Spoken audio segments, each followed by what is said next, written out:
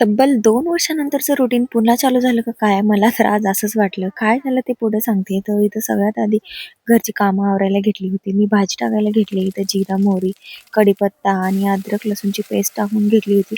आज काय नाही, आज फक्त मटर आणि बटाट्याची भाजी होती.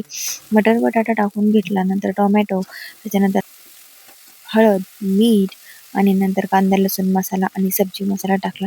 खूप टेस्टी भाजी लागते. त्याच्यानंतर लगेचच चपात्या करायला घेतल्या. चपात्या झाल्यानंतर लगेचच एक तरी भाकर करावीच लागते.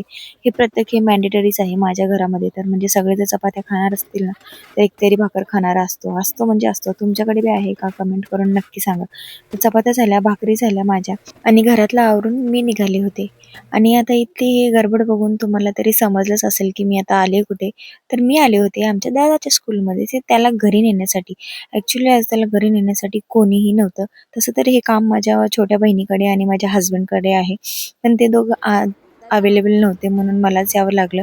सो हे माझं 2 वर्षापूर्वीचं रुटीन होतं. म्हणजे माझ्या डिलिव्हरीच्या पहिलेचं रुटीन होतं, की म्हणजे माझ्या दादाला म्हणजे माझ्या प्रिन्सला स्कूलला सोडायचं, क्लासला सोडायचं, त्याला घरी घेऊन जायचं. हेच माझं रुटीन होतं. जे मी डिलिव्हरी झाल्यानंतर येत नव्हते. सो आज असं वाटलं, की हे माझ्या रुटीनमध्ये डबल चालू झाले का काय? नुसती घाई, घाई, घाई, घाई.